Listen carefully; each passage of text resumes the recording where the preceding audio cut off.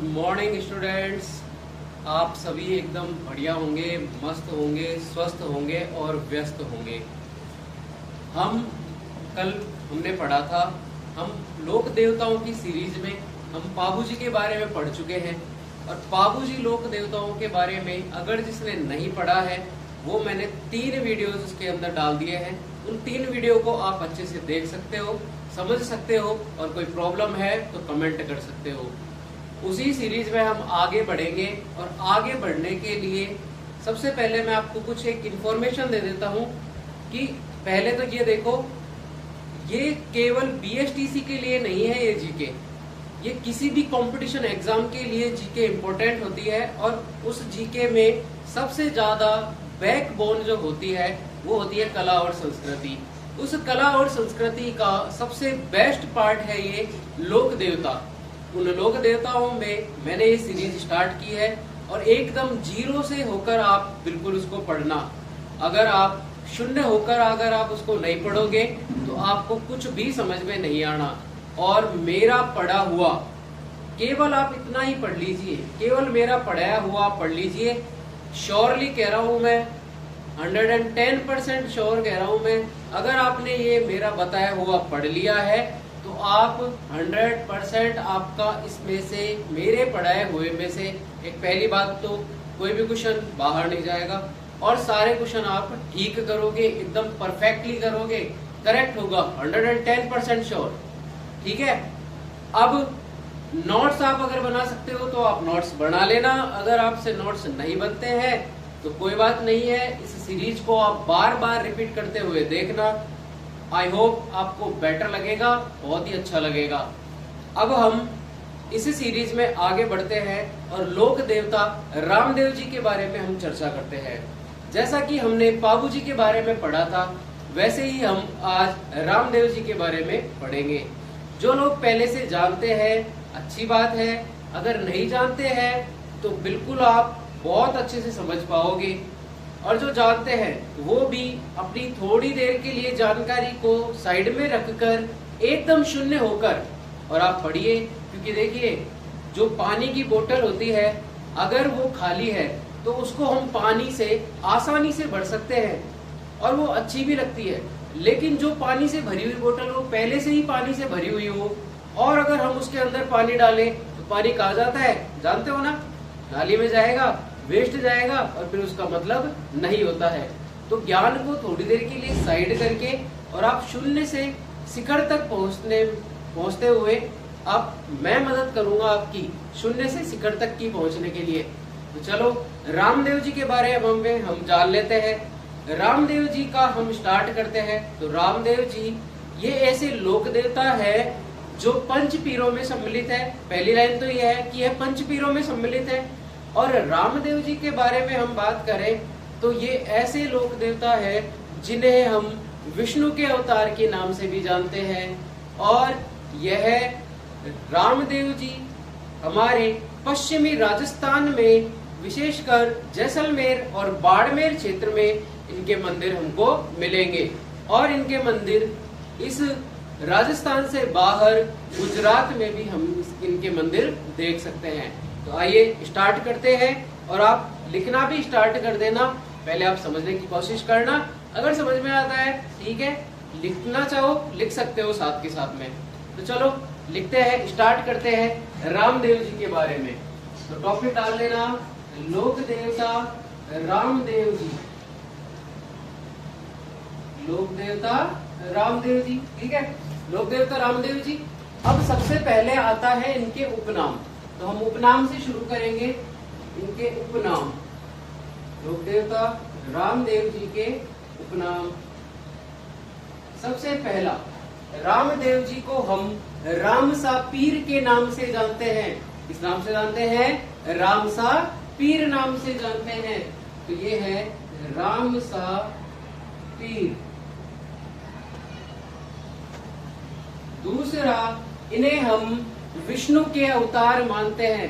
क्योंकि देखिए, हर एक लोक देवता का एक अवतार जरूर है, वो किसी ना किसी अवतार से संबंधित है। क्योंकि लोक देवता भगवानों से भी संबंधित है।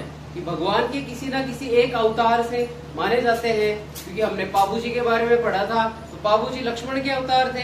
तो इसी प्रकार से रामदेव जी के बारे में हम पढ़ रहे हैं और रामदेव जी हैं विष्णु के अवतार। तो साथ के साथ लिखते जाना, ये है विष्णु जी के अवतार, विष्णु के अवतार। तीसरा, इन्हें हम रामसा पीर तो कहते हैं, विष्णु के अवतार कहते हैं, पीरों के पीर भी कहते हैं। और पीरों के पीर क्यों कहते हैं, ये स्टोरी मैं आपको बताऊंगा कि इन्हें पीरों का पीर क्यों कहते हैं। तो देखिए, इन्हें पीरों का पीर। चौथा नंबर, अब ये है अजमल के, अजमल जी है जो इनके पिताजी हैं। तो अजमल के कुंवर सा है ये, ठीक है, अजमल के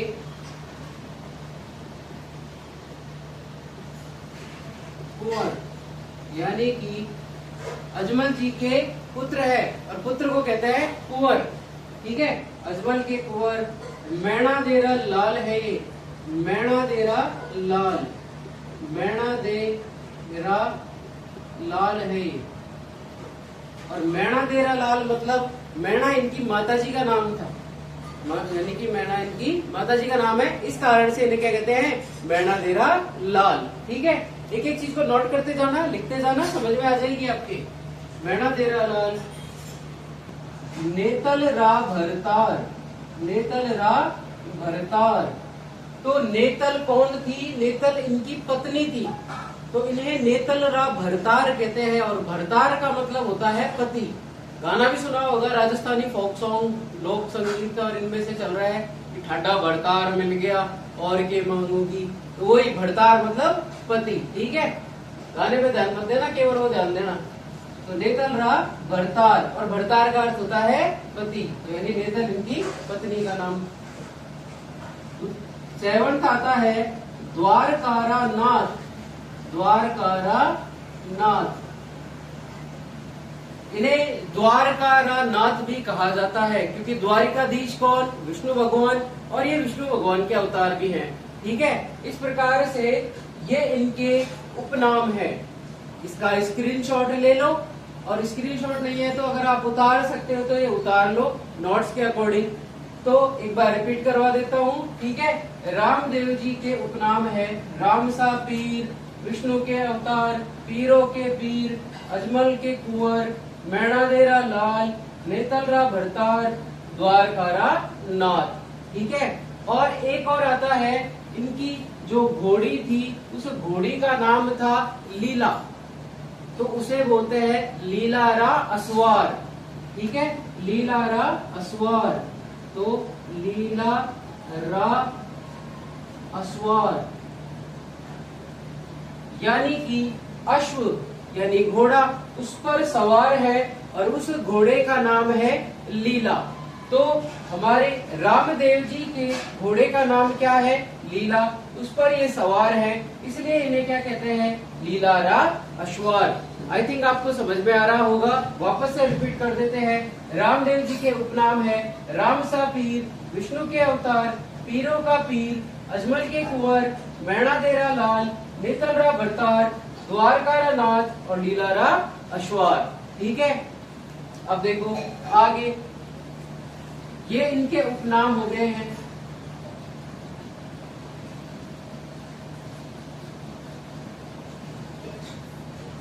अब हम बात करते हैं इनके जीवन परिचय के बारे में, यानी कि इनका आधार कार्ड अपडेट करते हैं।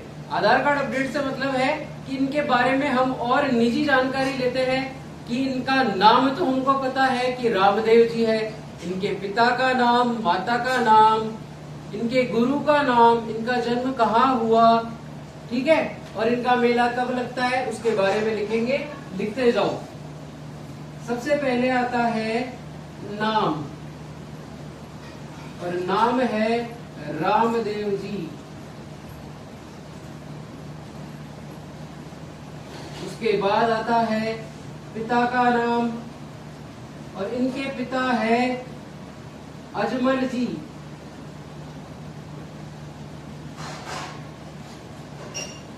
उसके बाद आता है इनकी माता का नाम। तो माता का नाम लिखो, मेणा देरा लाल है तो मेणा दे, और दे का मतलब होता है देवी।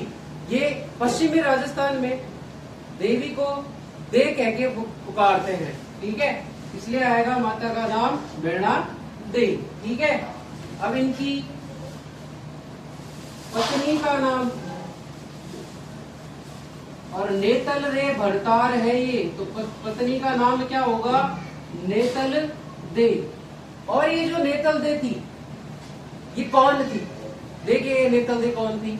मैंने आपको पाबूजी में बताया था कि पाबूजी अमरकोट के सूरजमल सोडा की पुत्री फूलम दे यानी सुप्यार दे से उनका विवाह हुआ था। तो ये भी रामदेव जी भी अमरकोट के दलय सिंह सोडा की पुत्री नेतल दे से इनका विवाह हुआ था। तो ये राजकुमारी थी नेतल दे, और ये कहाँ की राजकुमारी थी, अमरकोट की, ठीक है, नोट डाउन कर लेना। कहाँ की राजकुमारी थी ये, अमरकोट की। अमरकोट के राजा दलय सिंह सोडा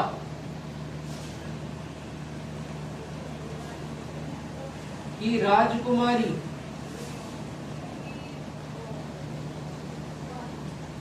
तो नेतल दे अमरकोट के राजा दलय सिंह सोडा की राजकुमारी थी, ठीक है, समझ में आ गया होगा। नहीं आया तो वापस से देख लेना, ठीक है, रिपीट करवा दूंगा वापस से। अब देखो, गुरु बिन ज्ञान नहीं आता है, बोला था मैंने, इनके गुरु थे। तो देखो इनके गुरु कौन थे, इनके गुरु जो गुरु थे उनका नाम बालीनाथ।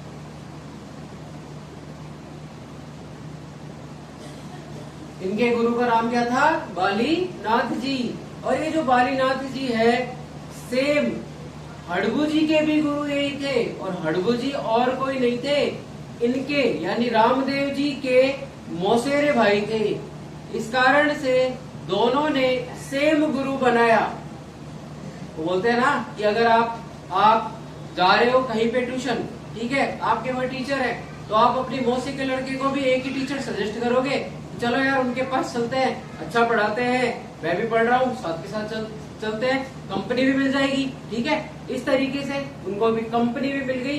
और बालीनाथ जी इनके इक्वल गुरु थे, यानी कि कॉमन गुरु थे, किस किस के, हड़बू जी के और रामदेव जी के, ठीक है, समझते चलना आगे। तो अब इनके भाई, तो इनके जो भाई थे उन भाई का नाम बता देता हूं मैं।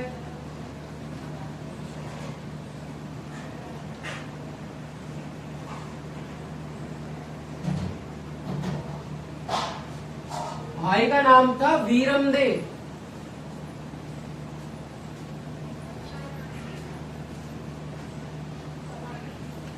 वहां पर वो विष्णु जी के अवतार है, ठीक है।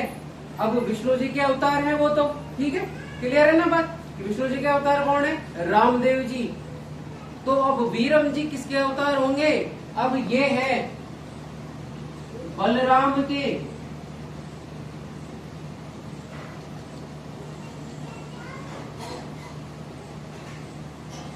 वीरम दे है जो बलराम के अवतार है। बलराम कौन थे, दाऊ भैया, जो कृष्ण भगवान है ना, उनके जो बड़े भाई हैं उन्हीं को तो दाऊ भैया बोलते हैं, ठीक है।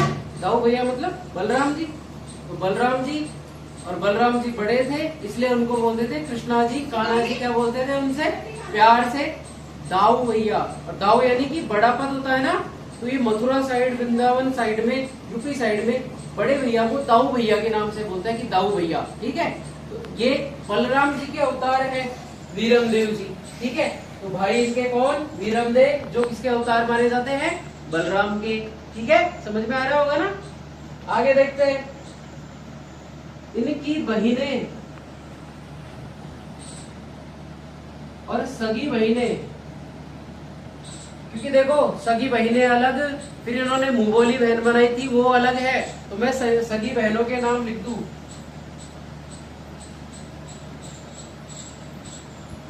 लाछा देवी और सुगुणा देवी,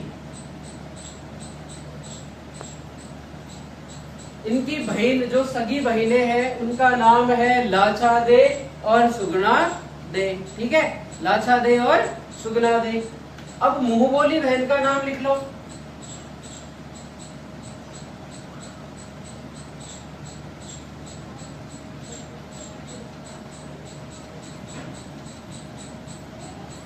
मुंह बोली बहन, अरे होती क्या है मुंह बोली बहन? मुंह बोली बहन का मतलब होता है कि धर्म बहन।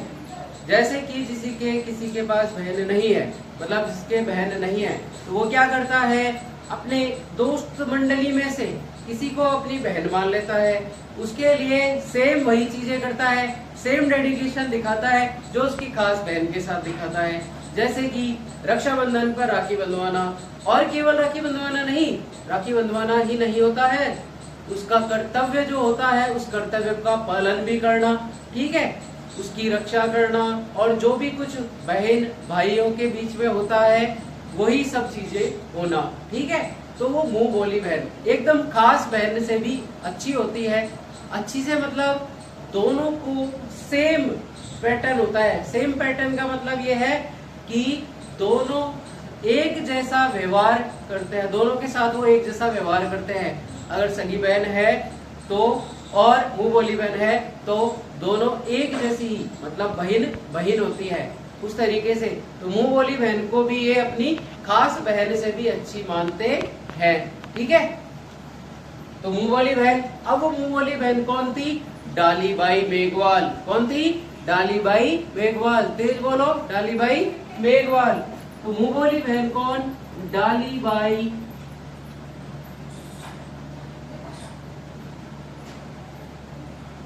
मेघवाल। तो मुंह बोली बहन कौन? डालीबाई मेघवाल। ठीक है, डालीबाई मेघवाल। अब इनकी देखो ये गोत्र अलग, ठीक है, ये मेघवाल जाति की थी, ये डालीबाई कब मिली, कैसे मिली, किस तरीके से बहन बनी, वो हम आपको बताते हैं। उससे पहले ये आप उतार लीजिए, एक बार स्क्रीनशॉट ले लीजिए चाहे से, या फिर इसको उतार लीजिए, देख लो, 2 मिनट का टाइम है। नाम रामदेव जी, पिता इनके अजमल जी, माता इनकी मैणा दे, पत्नी इनकी नेतल दे। ये नेतल दे अमरकोट के राजा दलय सिंह सोढ़ा की राजकुमारी थी। ठीक है, अब देखो गुरु इनके बालीनाथ जी। अब इन गुरु जो इनके गुरु है बालीनाथ जी, इनकी गुफा कहाँ पर स्थित है, इनकी समाधि कहाँ पर है, वो भी हम आगे देखेंगे। भाई इनके वीरमदे, और वीरमदे को बलराम का अवतार माना जाता है। उसके बाद बहन इनकी जो सगी बहन है वो है लाछा दे और सुगुणा दे। ठीक है, उसके बाद में मुंह बोली बहन है इनकी डालीबाई मेघवाल। क्लियर है? देख लो एक बार। अब देखिए नेक्स्ट,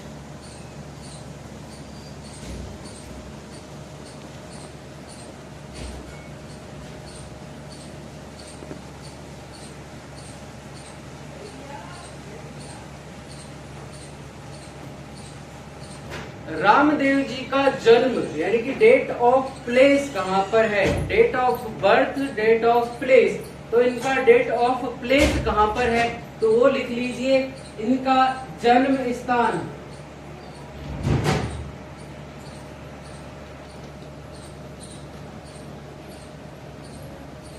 रामदेव जी का जन्म हुआ था उड़ू काश्मीर, शिव तहसील, जिला बाड़मेर में। उड़ू काश्मीर, शिव तहसील, जिला बाड़मेर में इनका जन्म हुआ था। तो क्या लिखोगे? इनका जन्म स्थान उड़ू काश्मीर, उड़ू काश्मीर, शिव तहसील और जिला बाड़मेर।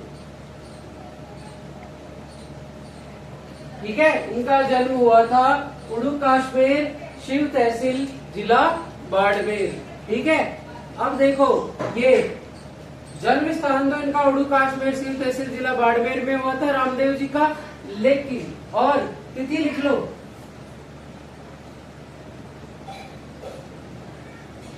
ये कब हुआ था? तिथि से मतलब ये है कि हमें हिंदू महीने याद होने चाहिए। कितने ऐसे हैं जिनको हिंदू महीने मालूम नहीं है? क्यों मालूम होंगे?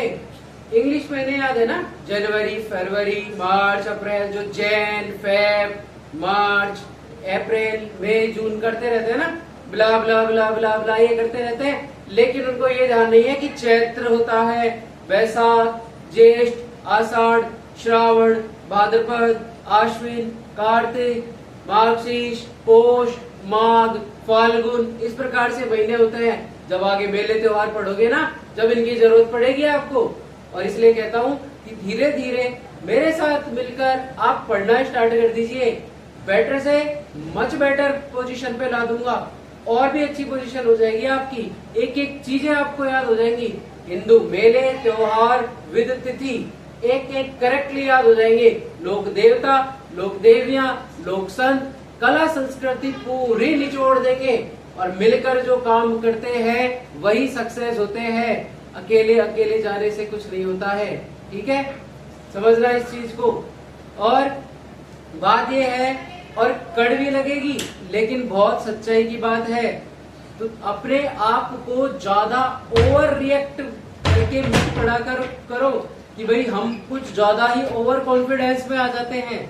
ठीक है, और ओवर से ओवर होकर फिर गोबर बढ़ जाता है। तो ध्यान रखना इस बात का। ओवर कॉन्फिडेंस में मत आना। जैसी पढ़ाई चल रही है चलने दो, उसमें और थोड़ा सा आप, ठीक है, हर दिन बदलाव करो, हर टाइम बदलाव करो। क्योंकि एक चीज में अगर फंस गए ना तो बस फंसे रह जाओगे। और एक बात का डिसीजन ले लेना कि हमको सेंट्रल की तैयारी करनी है या फिर हमको स्टेट की तैयारी करनी है। और ये जितने भी स्टेट्स में की तैयारी करने वाले हैं ना, कमर कस लो, बहुत सारी वैकेंसीज आने वाली है। राजस्थान पुलिस के लिए तो तैयार हो जाना। सीईटी पास करनी पड़ेगी, सीईटी के लिए भी तैयार हो जाना। और सीईटी करवा के रहूंगा, ध्यान रखना। सीईटी 110% श्योर कह रहा हूं मैं। सीईटी अगर आप मुझसे जुड़े ना, ऑफलाइन जुड़ते हो चाहे ऑनलाइन जुड़ते हो आप, और कभी भी जुड़ोगे ना, तो आप देख लेना, वीडियोस उठा के देख लेना मेरे, और उनमें से प्रश्न जरूर आए हैं। आप पिछले से पिछले आप पेपर को उठा के देख लेना और ये चेक कर लेना। और आगे जो भी बता रहा हूं मैं, उनमें से भी प्रश्न आएंगे, तो इसलिए आप तैयार रहिएगा। ठीक है, अब आगे देखते हैं। आ जाओ, वापिस से पेन कॉपी डालो। इनकी जो तिथि है वो है भाद्रपद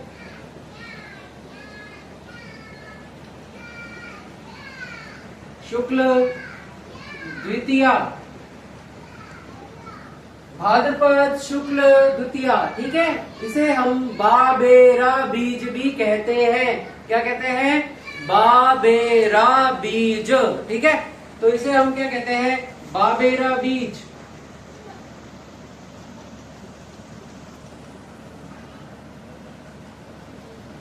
बाबेरा बीज का मतलब होता है कि बाबा रामदेव की द्वितीया, यानी कि इस दिन इनका जन्म हुआ था।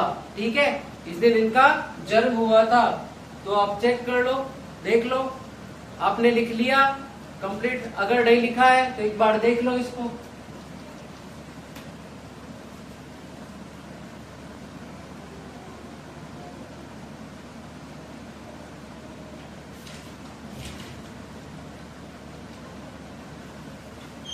ठीक है, उतार लिया होगा, लिख लिया होगा। चलो आगे बढ़ते हैं।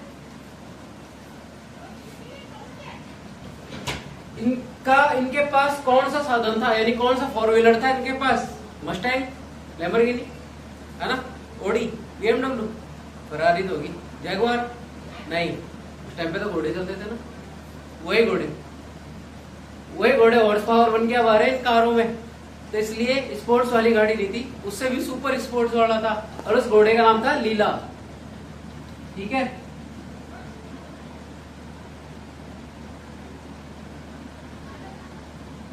लीला घोड़ा या लीलो। लीला या लीलो मतलब कि घोड़े का नाम है लीला या लीलो। ठीक है, ठीक है, क्लियर है? लीला या लीलो। और ये जो घोड़ा था ना, रामदेव जी का बहुत ही पालतू घोड़ा था। जैसे कि केसर काल में थी पाबू जी की, वैसे ही इनका लीला या लीलो घोड़ा था। जब रामदेव जी की फड़ जब हम बाजते हैं ना, तो उसमें भी है ना इस लीले घोड़े का भी जिक्र होता है, ठीक है, क्योंकि इन्हें क्या कहा जाता है, लीला घोड़ा रा अस्वार, ठीक है, मतलब फुर्ती से उड़ा के ले जाते थे। और ये इनके साथ रहा था, मरणोपरांत भी रहा था, ठीक है। तो देखिए आगे, ये हो गया इनके घोड़े का नाम। अब देखो, जो रामदेव जी हैं, इन्होंने एक पुस्तक लिखी थी, ये कवि थे। रामदेव जी भी क्या थे, एक कवि, क्योंकि देखो लोक देवता होने के साथ साथ इनके पास एक एक्स्ट्रा एबिलिटी और थी, ठीक है। जो होता है अपन छोटे छोटे बच्चों में होती है ना, एक्स्ट्रा करिकुलम एक्टिविटीज करवाते हैं उनके लिए, करिकुलम एक्टिविटीज करवाते हैं ना उनको, उसके अंदर भी वो कोई चित्र बना रहा है, कोई मिट्टी के खिलौने बना रहा है, इस तरीके से इनके पास एक एक्स्ट्रा क्वालिटी थी, और वो था कि ये कवि थे, ठीक है, और पुस्तकें लिखते थे, ठीक है। तो रामदेव जी, नोट डाउन करके लिख लेना, आया है ये प्रश्न, कई बार आ चुका है ये प्रश्न, तो लिखना रामदेव जी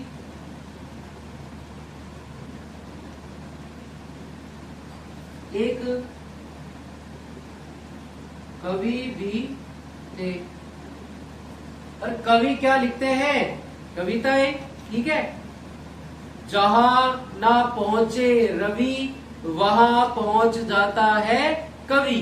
कैसे, रवि मतलब सूर्य, सूर्य की किरण जहां नहीं पहुंच पाती है, वहां उस कवि की थॉट्स यानी कि कल्पनाएं, उसका विचार, उसके मस्तिष्क में उभरने वाले जो आयाम होते हैं वो पहुंच जाते हैं। इस प्रकार से कहा गया है ना कि जहां ना पहुंचे रवि वहां पहुंचे कवि, ठीक है। आगे देखो, इन्होंने एक पुस्तक लिखी थी जिसका नाम था 24 बाणियां, ठीक है। पुस्तक का नाम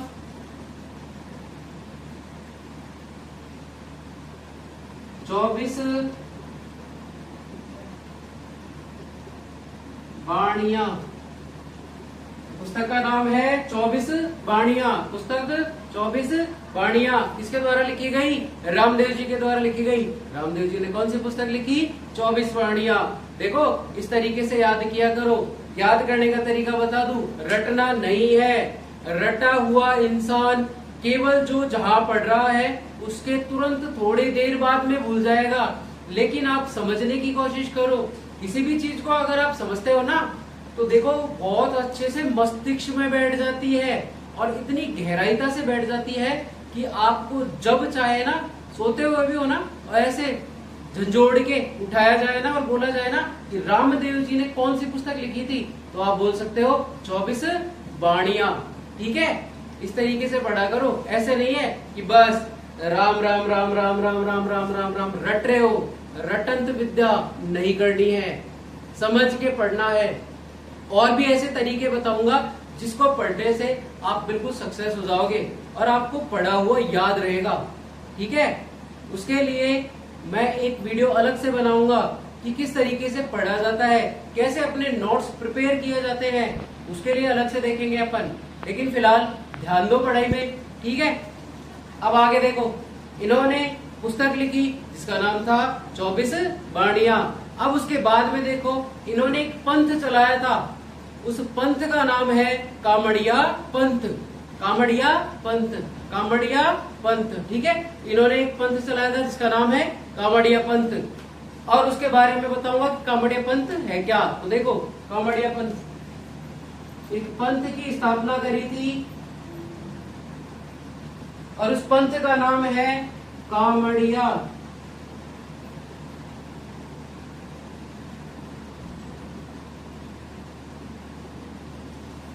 भाई ये प्रश्न उठ रहा होगा दिमाग के अंदर, पर पूछोगे थोड़ी, पूछा करो यार, पूछा करो, पूछने से ही होता है सब कुछ। अगर आप कमेंट नहीं डालोगे, पूछोगे नहीं, तो फिर पता कैसे चलेगा कि आपको समझ में आ रहा है या नहीं आ रहा है। और फिर अगर ऐसे ही बैठे रह गए ना, तो फिर तो हो लिया, कुछ भी चीजें सही समझ में नहीं आएगी। ब्रह्मा विष्णु और महेश तीनों भी उतर के आ जाएंगे ना, तो भी आपको समझ में नहीं आना। तो इसलिए बोल रहा हूं मैं, तो आप है ना पूछा करो, कोई भी चीज है ना क्यूरियोसिटी रखा करो, थोड़ी जिज्ञासा रखो उसके लिए। कोई भी चीज समझ रहे हैं ना, तब तक समझ में नहीं आएगी जब तक आप पूछोगे नहीं। प्रश्न पूछिए, यह आपका अधिकार है, प्रश्न पूछो आप। और ये हमारा अधिकार है कि हम एक एक प्रश्न का आंसर बताएं, क्योंकि टीचर्स ही आईना होते हैं किसी भी चीज के लिए। ठीक है, हम बताते हैं, हम ये बताते हैं कि बच्चा क्या है वास्तविकता में, उसका व्यक्तित्व क्या है। ठीक है, यानी पर्सोना उसका क्या है, तो वो चीजें देखेंगे। लेकिन आप प्रश्न पूछा करो, कुछ भी पूछो, जो क्यूरियोसिटी आ रही है पूछो। रामदेव जी के बारे में पूछना है पूछो, उनसे थोड़ा हटके पूछना है पूछो, घर के बारे में पूछना है, आपके घर में क्या चल रहा है पूछो, कोई प्रॉब्लम आ रही है पूछो, बस पूछा करो। ठीक है, लड़का हो लड़की हो, छोटा हो बड़ा हो, पूछो, किसी से भी पूछना है पूछो। मन में रख के ले जाओगे, एफडी थोड़ी करवानी है, या डबल करवाओगे क्या? कुछ लोगों को डबल करेंगे, हम तो है ना बस मस्त रहेंगे, पैसे की तरह एफडी हो जाएगी हम। अरे कौन सा ब्याज लग रहा है इसमें, पूछा करो यार। ठीक है, चलो अब देखो मैं ही बता देता हूँ, फिर आप पूछना कमेंट करके। 24 वाणियां पुस्तक लिख दी इन्होंने। ठीक है, उसके बाद में मैंने बताया कि यहाँ पर कामड़िया पंथ की स्थापना करी थी। और कामड़िया पंथ होता है अछूतों के उद्धार के लिए। अछूत क्या होता है पता है ना? जो आर्टिकल 17 है उसमें बताया गया ना, आर्टिकल 17 वो देखेंगे बाद में। आर्टिकल 17 यानी कि धारा 17 में बताया गया है अस्पृश्यता का अंत। जो पहले छुआछूत वगैरह चलता था प्राचीन समय में, प्राचीन समय की बात बता रहा हूँ, जब प्राचीन समय में क्या चलता था, अछूतों के बारे में चलता था। ठीक है, तो वो चीज के बारे में डिस्कस नहीं करेंगे, बाद में करेंगे उस चीज के बारे में। लेकिन पहले आप ये देख लो कि अछूत जो व्यक्ति होते थे ना, उनका उद्धार करने के लिए, मतलब जिन्हें कोई भी लोग छूता नहीं था, वो हमारी जो सामाजिक धारा है उस धारा से विलग थे, यानी हटकर थे। इस कारण से उनको अछूत कहा गया। उनके हाथ का पानी भी नहीं पिया जाता था, उन्हें घर से निकाल दिया जाता था और उन्हें दूर बिठाया जाता था। ठीक है, उनके पास तक नहीं बैठते थे, तो उनके हाथ का पानी तक नहीं पीते थे। ऐसे लोगों का उद्धार किया बाबा रामदेव जी ने, इसलिए बाबा रामदेव जी की जय। ठीक है, जयकारा लगाते चला करो, याद भी रहेगा और आपको बहुत अच्छे से है ना आपकी मेमोरी में फीड हो जाएगा कि अछूतों का उद्धार करने के लिए किस लोक देवता को जाना जाता है, रामदेव जी को। ठीक है, शरणागत के लिए किस लोक देवता को जाना जाता है, पाबू जी को। ठीक है, ऐसे ही याद होंगे। लक्ष्मण के अवतार कौन है, लक्ष्मण के अवतार पाबू जी है। विष्णु के अवतार कौन है, विष्णु के अवतार रामदेव जी है। और आगे विष्णु के अवतार आएंगे देवनारायण जी। ठीक है, तो इन दो का नाम याद कर लेना विष्णु के अवतार के लिए। अब इनके जो भाई है वो है वीरमदेव जी, और वीरमदेव जी है अपने बलराम के अवतार है। ठीक है, और ये अर्जुन के वंशज भी है, ये और लिख लेना उसमें, अर्जुन के वंशज। अर्जुन कौन, ध्यान है? ठीक है, अर्जुन याद होगा, सब्यसाची भी बोलते हैं पर्यायवाची में अर्जुन को। ठीक है, इस कारण से अर्जुन के वंशज हैं ये, यानी अर्जुन के समय के आगे से चलते आने वाली जो पीढ़ियां हैं उस पीढ़ियों के ही ये वंशज हैं, इसलिए इन्हें अर्जुन का वंशज भी कहा जाता है।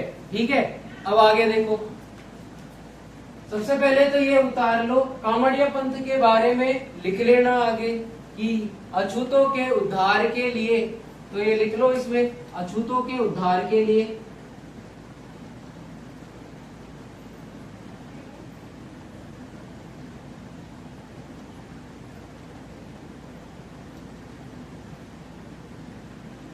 अछूतों के उद्धार के लिए कामड़िया पंथ चलाया था।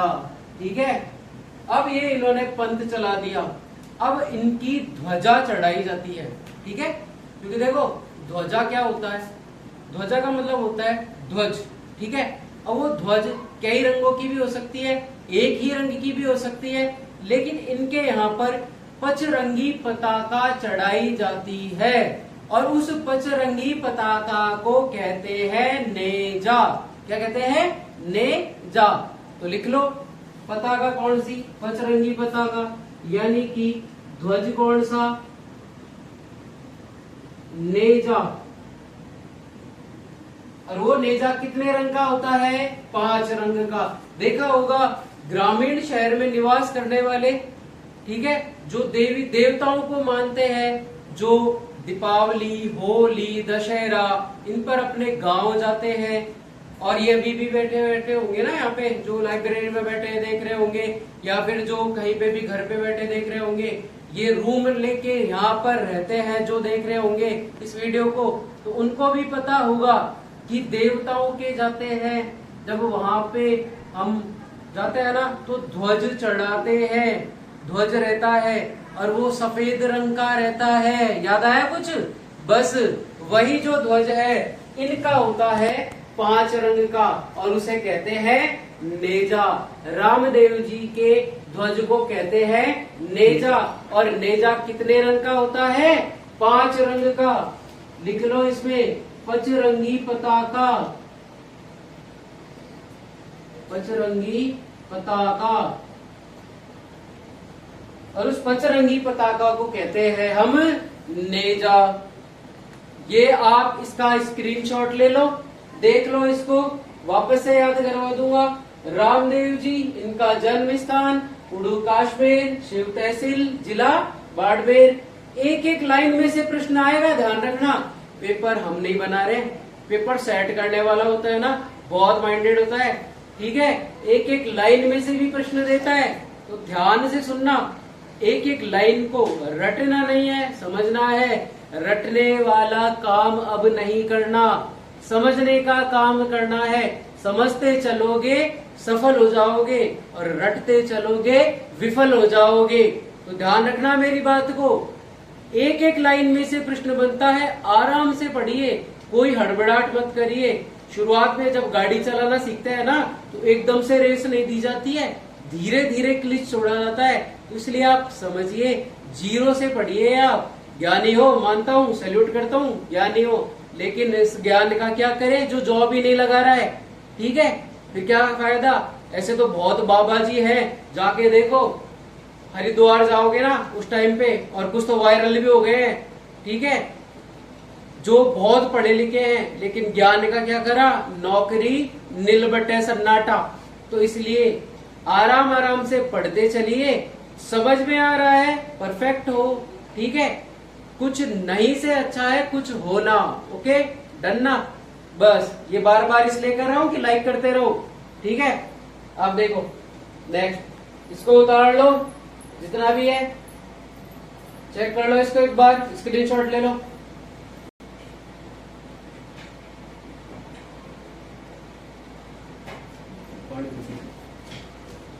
ठीक है, उतार लिया होगा सबों ने।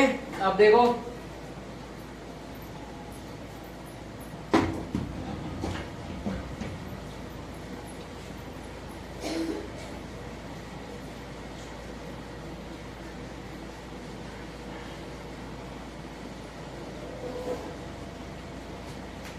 हाँ भाई आ जाओ वीरो। देखो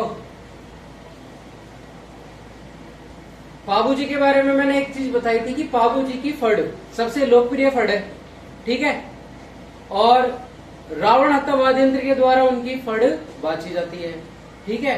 तो सेम यहाँ पर भी सेम चीज हो रही है इनकी फड़ के बारे में। तो लिखो इनकी फड़।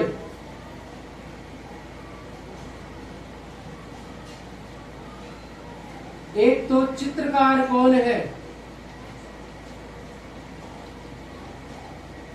फड़ को चित्रित करने वाला चित्रकार कई ऐसे होंगे जिनके पास ड्राइंग सब्जेक्ट रहा होगा 12th के अंदर, 11th के अंदर, या फिर कॉलेज के अंदर भी, ठीक है ना।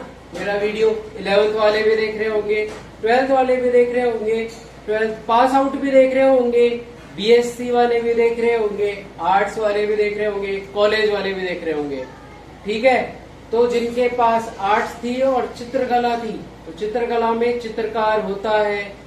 बायोलॉजी के अंदर भी ड्राइंग बनाई जाती है, यानी कि डायग्राम्स बनाए जाते हैं, ठीक है। तो देख लीजिए कि चित्रकार समझ में आ गया होगा। तो देखो चित्रकार कौन थे? चौथ मल चितेरा। फड़ क्या होती है मैंने पिछले वीडियो में बता दी है, ठीक है। एक कपड़ा होता है जिस पर चित्रकार चित्र बना देता है, फिर उस चित्र को बांचा जाता है। बाचा जाने का मतलब है उस चित्र की कहानी बनाई जाती है। जैसे 10th बोर्ड में एग्जाम में आते हैं ना कि चित्र दे देते हैं और उसके बाद में लिखो कहानी, ठीक है, और उसमें है ना फिल इन द ब्लैंक्स की तरह दे देते हैं, लाइन दे देते हैं, डैश करके छोड़ देते हैं, ठीक है। तो समझ में आ गया होगा, होशियार हो पहले ही आप। तो फड़ चित्रकार कौन था इसका? चौथमल चितेरा। फड़ का रामदेव जी की फड़ के चित्रकार कौन? चौथमल चितेरा, ठीक है। अब देखो इनकी जो फड़ है वो किस वाद्य यंत्र के द्वारा बाची जाती है? तो देखो वाद्य यंत्र, वाद्य यंत्र पूरा का पूरा टॉपिक है भाई, वाद्य यंत्र का पूरा टॉपिक है। वाद्य यंत्र में से 1-2 प्रश्न आते हैं जरूर। वाद्य यंत्र का टॉपिक जब लेंगे ना, उस वाद्य यंत्र के टॉपिक में से अपन देखेंगे कि तत्ववाद कौन सा, धनवाद कौन सा, सुशिरवाद कौन सा, ठीक है, तालवाद कौन सा, इस तरीके से देखेंगे अपन। तो अभी देखिए वाद्य यंत्र रोई सेम रावण हत्ता,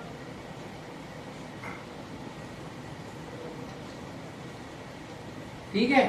तो इनकी जो फड़ है वो रावण हत्ता वाद्य यंत्र के द्वारा बाची जाती है, ठीक है। रामदेव जी की फड़ इसके द्वारा, रावण हत्ता वाद्य यंत्र के द्वारा इनकी फड़ बाची जाती है। क्लियर है? अब देखो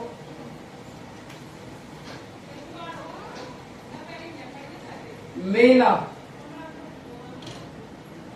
मेला जरूर है से जरूर याद करना है, मेले की तिथि याद करनी है, क्योंकि मेला इम्पोर्टेंट है, बिल्कुल इम्पोर्टेंट है। मेले और त्योहार का टॉपिक है और आपके सिलेबस में भी है, 2nd grade, 3rd grade, 1st grade, ठीक है।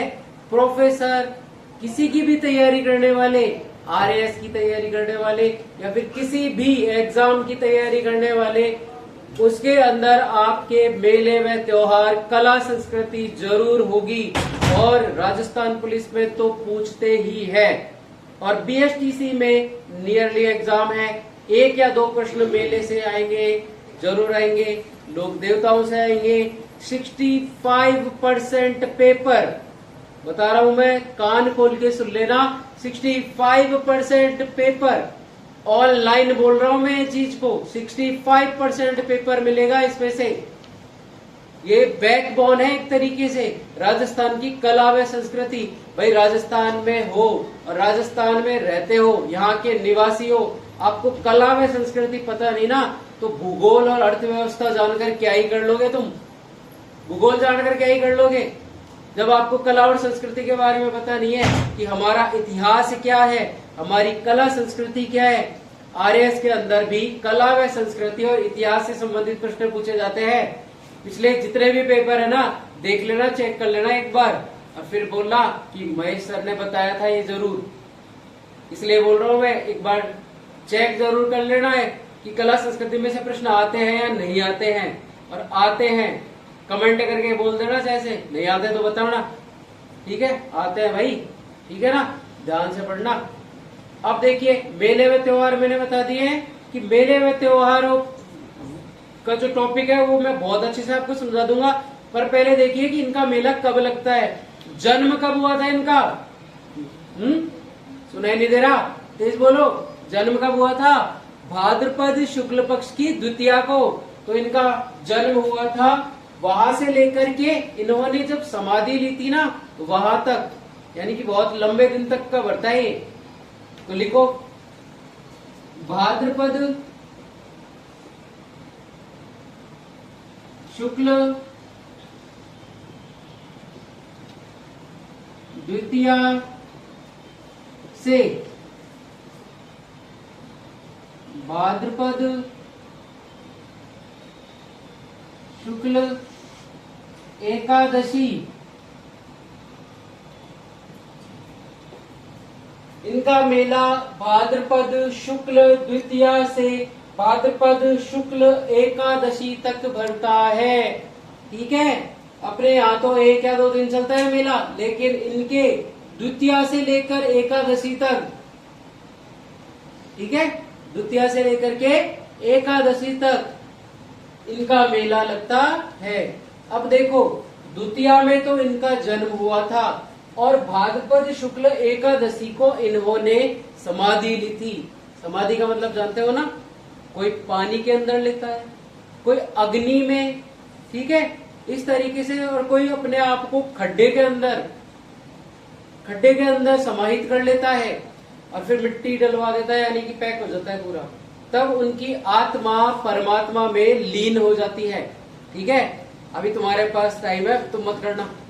ठीक है, तो देखो, भाद्रपद शुक्ल द्वितीया से भाद्रपद शुक्ल एकादशी तक इनका मेला लगता है। मतलब जन्म कब हुआ था? भाद्रपद शुक्ल द्वितीया को।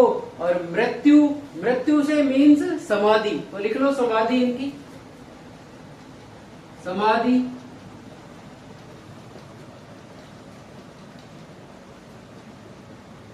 भाद्रपद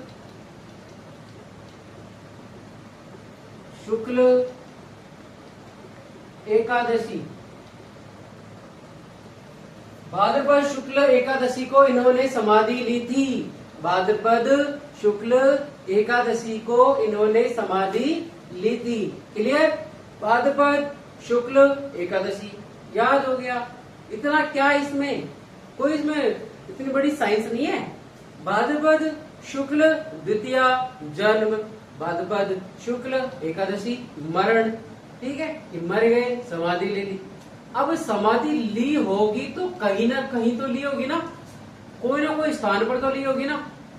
अब वो कहां पर, मेला भी इनका कहीं ना कहीं तो भरता होगा ना। ठीक है, अब देखते हैं कि मेला कहाँ पड़ता है इनका।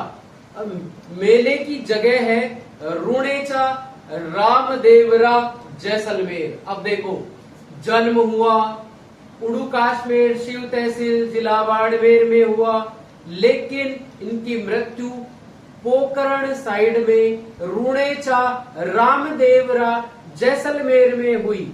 तो वहां पर इन्होंने तालाब में, जो राम सरोवर है, वहां पर इन्होंने समाधि ली थी। ठीक है, अब इसको लिख लो।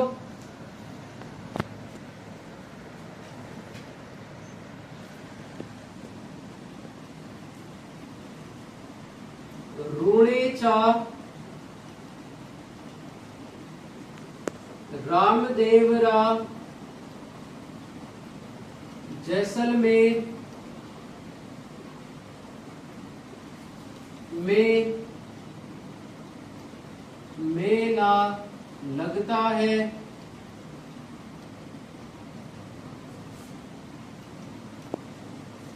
रुणेचा रामदेवरा जैसलमेर में मेला लगता है। और इस मेले की खासियत देख लो। इस मेले की खासियत क्या होती है? सांप्रदायिक सद्भावना का सबसे बड़ा मेला है ये। अरे क्या बोल दिया सर ने? सांप्रदायिक सद्भावना। अरे होती क्या है सांप्रदायिक सद्भावना? सांप्रदायिक सद्भावना से मतलब यह होता है कि भाई वहां पर कोई हिंदू नहीं, कोई मुस्लिम नहीं, कोई भी कास्ट नहीं, मतलब समझ गए ना, जाति पाति से ऊंचा। और एक लाइन में मैं कहूं तो जाति पाति भूल कर सबको गले लगाए हम, आओ इस भारत को फिर से हम महकाए। ठीक है, या महकाए हम। इस तरीके से हमें जाति पाति को भूल जाना चाहिए और जाति पाति को भूलकर हमें सभी को गले लगाना है। और राष्ट्र में संप्रदाय कुछ भी हो, सांप्रदायिक सद्भावना लानी है। क्लियर है? इज दैट क्लियर और नॉट? तेजी से बोलो, क्लियर ना? इसलिए जाति पाति रुणेचा रामदेवरा जैसलमेर के अंदर इन्होंने जीवित समाधि ली थी। यहीं पर इनका मंदिर बना हुआ है, तो मंदिर में लिख लो।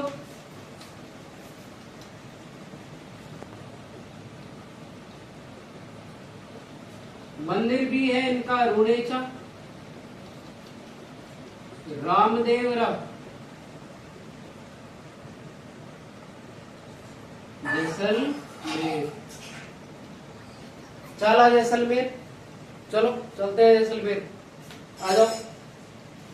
जैसलमेर याद करो दिमाग के अंदर, मारवाड़ प्रदेश जैसलमेर, इस गर्मी के अंदर जैसलमेर। अब जैसलमेर क्यों? देखो पाकिस्तान का बॉर्डर पास में जैसलमेर, क्षेत्रफल की दृष्टि से सबसे बड़ा जिला जैसलमेर, ठीक है, 38,501 वर्ग किलोमीटर है उसके अंदर, ठीक है, और सबसे ज्यादा रेतीले टीले पाए जाते हैं वहां पर। भौगोलिक दृष्टि पर आ जाओ, भूगोल थी जिसके पास वो देखो ध्यान से, या फिर पढ़ी होगी ज्योग्राफी के अंदर भी। राजस्थान में सबसे बड़ा थार का डेजर्ट यानी कि रेतीला भाग 61% क्षेत्रफल, यही पश्चिमी भाग राजस्थान का जैसलमेर वाला इलाका मिलता है, ठीक है। तो अब नेक्स्ट मंदिर इनका रूणेचा रामदेवरा जैसलमेर में बनाया किसने? सबसे पहले तो यहाँ पर इसका मंदिर बनाया किसने? बीकानेर के एक शासक थे जिनका नाम है गंगा सिंह, ठीक है, क्या नाम है? गंगा सिंह। तो बीकानेर के शासक गंगा सिंह, उन्होंने इनका मंदिर बनवाया था। क्लियर? समझ में आ गया होगा कि बीकानेर के गंगा सिंह ने इनका मंदिर बनवाया था। तो लिख लो, इनका मंदिर बीकानेर के राजा गंगा सिंह ने बनवाया। तो इनका मंदिर बीकानेर के राजा गंगा सिंह ने बनवाया था। क्लियर ना? अब देखो इनको पोकरण, जो रामदेवरा के अंदर है पोकरण जैसलमेर, वो पोकरण की जागीर किसने दी थी? तो इनके समकालीन एक राजा हुए हैं जिनका नाम है मल्लीनाथ जी। आगे पढ़ेंगे उनके बारे में। मल्लीनाथ जी तिलवाड़ा वार्ड में, ठीक है। तो मल्लीनाथ जी ने इनको पोकरण की जागीर दी थी, भेंट स्वरूप दी थी, दोस्त यारी में दे दी भेंट स्वरूप। आप भी तो अपने दोस्तों को दे देते होंगे? नहीं, छीन लेते हो, बगल में बैठा होगा ले ली और लेके भग गए। हाँ, उधार ही नहीं देते होंगे यार। चलो खैर, दोस्तों की बात तो ऐसी होती है। तो देखो इन्होंने, मल्लीनाथ जी ने इनको किनको रामदेव जी को पोकरण की जागीर दे दी। 200 बीघा 300 बीघा जितना भी था ना वो पोकरण का क्षेत्र, पूरा पोकरण का क्षेत्र रामदेव जी को मल्लीनाथ जी ने दे दिया। तो लिखते हैं, उसके लिए इसको मिटाना पड़ेगा। पहले आप स्क्रीनशॉट ले लो, देख लो इसमें।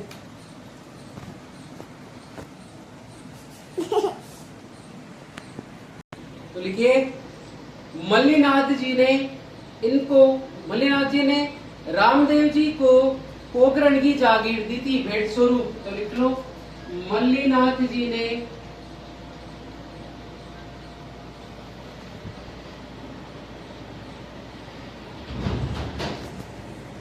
रामदेव जी को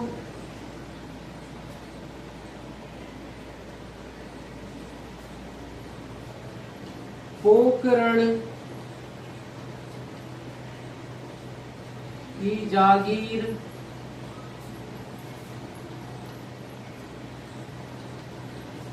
भेंट स्वरूप दी। ठीक है, मल्लीनाथ जी ने पोकरण की जागीर रामदेव जी को भेंट स्वरूप दी। क्लियर है? अब देखो, अब इनको जागीर मिल गई। अब ये पहुंच गए पोकरण।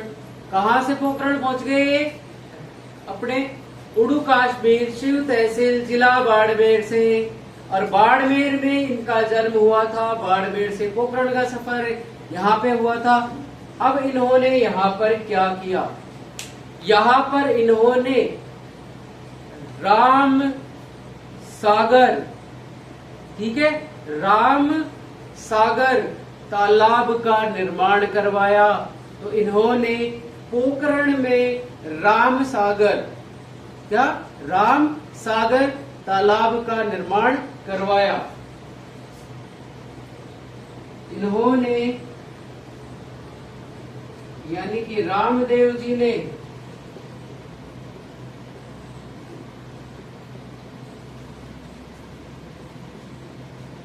राम सागर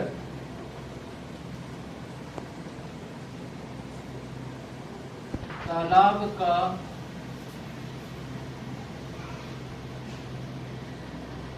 निर्माण करवाया। ये जो राम सागर तालाब है, इनके नाम से, रामदेव जी के नाम से राम सागर तालाब, कई जगह पर कई नाम मिलते हैं, लेकिन अधिकतर नाम यही मिलेगा, राम सागर तालाब। और जो राम सागर तालाब है, इसकी विशेषता बता देता हूँ। ये जो राम सागर तालाब है, कभी आप जैसलमेर जाओ तो राम सागर तालाब पे आप जाओगे तो वहाँ की विशेषता ये है कि वहां पर नहाने के बाद या फिर उसके पानी से मुंह धोने के बाद चर्म रोग ठीक हो जाते हैं। ध्यान से सुनना, चर्म रोग की अगर किसी को बीमारी है तो राम सागर जाएगा उस तालाब में, और उस तालाब के पानी को जहां पर रोग हो रहे हैं उस त्वचा पर डालेगा तो त्वचा संबंधी रोग यानी कि चर्म रोग, स्किन डिजीज इज क्लियर्ड, सही हो जाएंगी, बहुत अच्छे से हो जाएंगी। लेकिन उस तालाब की एक और विशेषता यह है कि वहां पर थोड़ी बहुत गंदगी है। अगर उस गंदगी को देखकर आपने अपने नाक भौहें सिकोड़ने लगे ना, तो मतलब उसका प्रभाव नहीं पड़ेगा, बल्कि उल्टा प्रभाव पड़ेगा और आपके वो रोग हो सकते हैं। इसलिए उस पवित्र तालाब में जरूर जाइएगा और उसको आप लगाइए, चर्म रोग आपके ठीक हो जाते हैं। ठीक है, अब देखो नेक्स्ट, अब ये यहाँ पर आ गए हैं, रामसागर तालाब के भी निर्माण करवा दिया है। अब यहाँ पर एक भैरव नामक राक्षस रहता था। राक्षस की स्टोरी ये है, उस भैरव की स्टोरी ये है कि बताया जाता है कि कई लोग तो बताते हैं, यानी किंवदंतियों में बड़े बुजुर्ग एक राक्षस का जिक्र करते हैं, क्योंकि एक तरफ भगवान यानी देवता विष्णु के अवतार हैं, तो एक तरफ राक्षस का बताया गया है कि उस रुणेचा में या पोकरण में जो भैरव नामक एक राक्षस रहता था, वो भैरव नामक राक्षस लोगों को परेशान करता था। अब वो दो तरीके की स्टोरी है, कोई भी रिलेट करती है तो आप उसको है ना उस तरीके से देख लीजिए। कहानी के अनुसार तो राक्षस बताया गया है, लेकिन किंवदंतियों के अनुसार या फिर जो आगे किताबों में लिखा हुआ है उसमें भैरव नामक का एक साहूकार बताया गया है। तो मैं दोनों ही स्टोरियां आपको सुना देता हूँ। राक्षस के हिसाब से तो स्टोरी ये थी कि जो भैरव नामक एक दानव था, वो दानव इतना भूखा रहता था कि वो उस राज्य में से जितने भी लोग रहते थे उनको दिन प्रतिदिन खाता था। तो उस खाने की वजह से वहां पर लोगों की संख्या हो गई कम, और जो बालक थे, जो नया जन्म हुआ, जिनका न्यूबॉर्न बेबीज थे, उनको वो खाता था। इससे परेशान होकर उन सब लोगों ने, वहां के लोगों ने भगवान से प्रार्थना की और विष्णु भगवान ने अवतार लिया, और उस अवतार का नाम है रामसा पीर यानी कि रामदेव जी। और रामदेव जी ने जब अवतार लिया, फिर जब वो बड़े हुए तो लीला घोड़े पर बैठकर उन्होंने भैरव नामक राक्षस का वध किया, और उनसे वो पोकरण क्षेत्र जिस पर वो राक्षस राज करके बैठा था उसको एक झपट्टे में छीन लिया। ठीक है, एक कहानी ये है। दूसरी कहानी ये है जो किताबों में लिखी गई है, ग्रंथों के अनुसार बताया गया है, 24 वाणियों में भी लिखा हुआ होगा उसका, और ये है उसकी स्टोरी कि वहां पर पोकरण नामक क्षेत्र में एक साहूकार रहता था, उसका नाम था भैरव।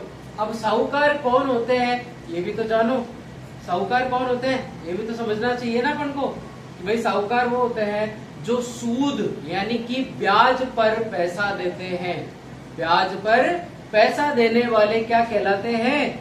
साहूकार होते हैं। क्योंकि देखो, किसान हल जोतता है, ठीक है, कृषि करता है, बारिश पर निर्भर था, लेकिन बीजों के लिए, कृषि यंत्रों के लिए उसको पैसा चाहिए, और पैसा वो सेठ साहूकारों से लेता था। तो सेठ के नीचे साहूकार काम करते थे।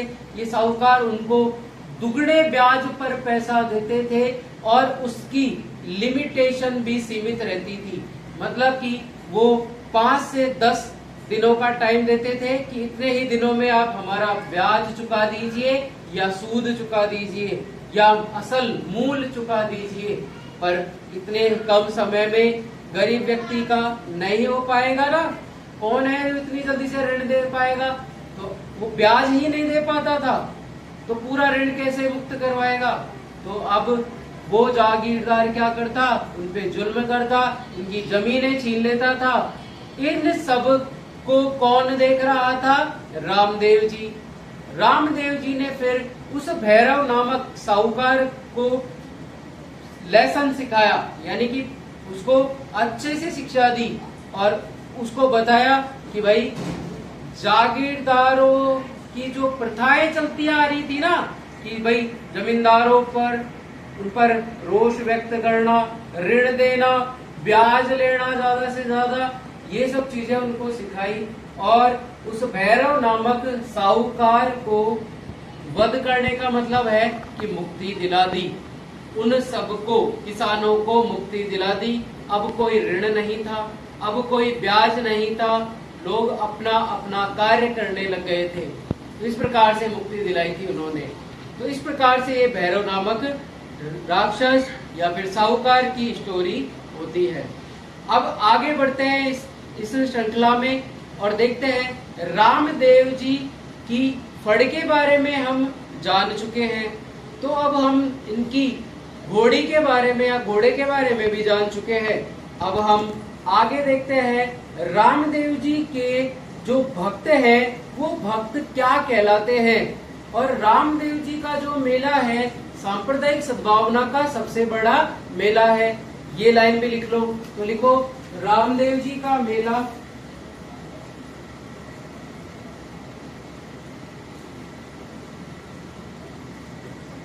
रामदेव जी का मेला सांप्रदायिक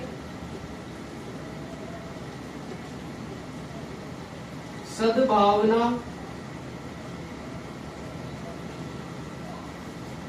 का सबसे बड़ा मेला है। तो रामदेव जी का मेला सांप्रदायिक सद्भावना का, अंडर कर लेना इसको, अंडरलाइन कर लेना इसको, सांप्रदायिक सद्भावना का सबसे बड़ा मेला है। क्योंकि इस दिन यानी कि भाद्रपद शुक्ल द्वितीया से लेकर भाद्रपद शुक्ल एकादशी तक रुणेचा रामदेवरा जैसलमेर में मेला लगता है। और वो मेला मारवाड़ का कुंभ भी कहलाता है। वो मेला मारवाड़ का कुंभ भी कहलाता है। मेरी आंखों देखा हाल है, क्योंकि मैं जाके आया हूँ इस मेले में।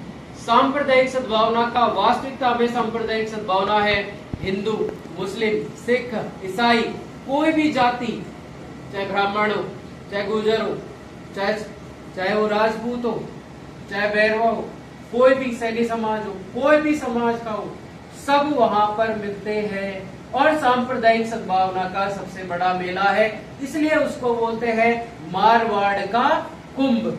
इसलिए लाइनों लिख लो, इस मेले को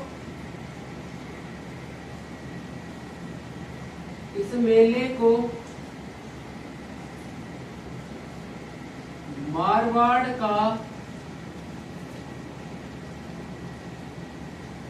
कुंभ कहा जाता है। इस मेले को मारवाड़ का कुंभ कहा जाता है। ठीक है, समझ में आई बात। अब देखो, इनके मेले में जो भक्तजन आते हैं, इनके मेले में जो भक्तजन आते हैं ना, उन्हें हम रीखिया कहते हैं। क्या कहते हैं? रीखिया। जो भक्त आएंगे, मतलब मेला लग रहा है, गैदरिंग हो रही है, बहुत सारे लोग एक साथ इकट्ठे हो रहे हैं, तो उन सब लोगों को क्या कहेंगे? रीकिया कहेंगे। तो लिख लो ये वाली लाइन, मेले में आने वाले भक्त रीकिया कहलाते हैं।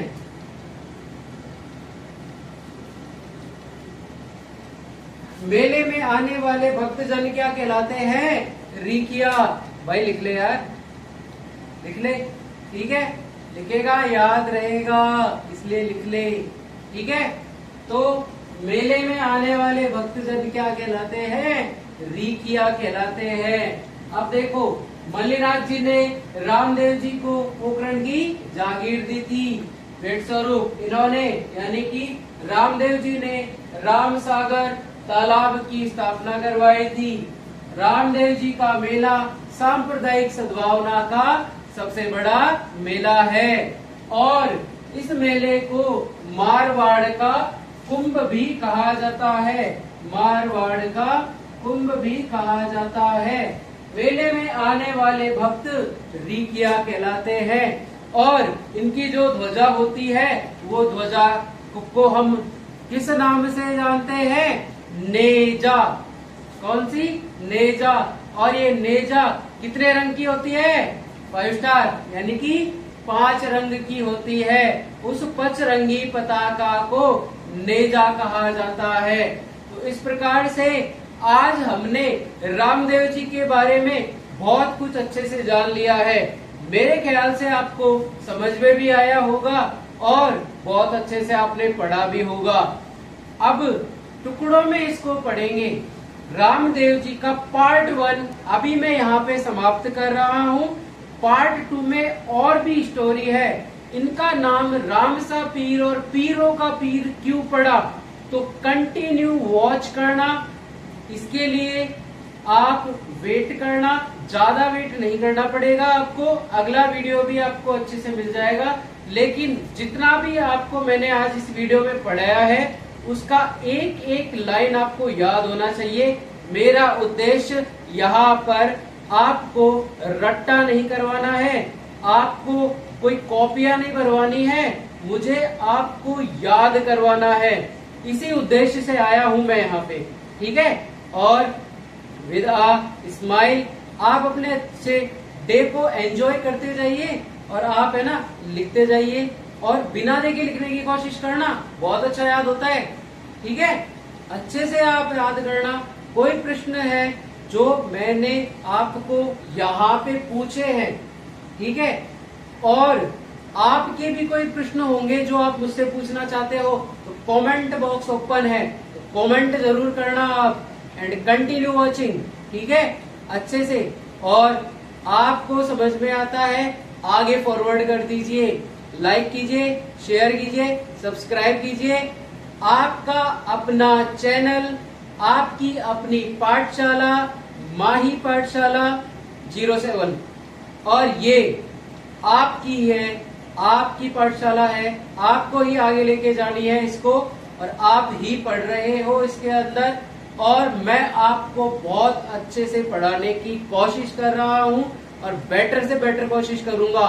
और ध्यान रखना, जितना पढ़ाया है ना, एक तुम 10 बुक उठा लेना, 10 बुक उठा लेना, उन सब का निचोड़ है मेरा पढ़ाया हुआ।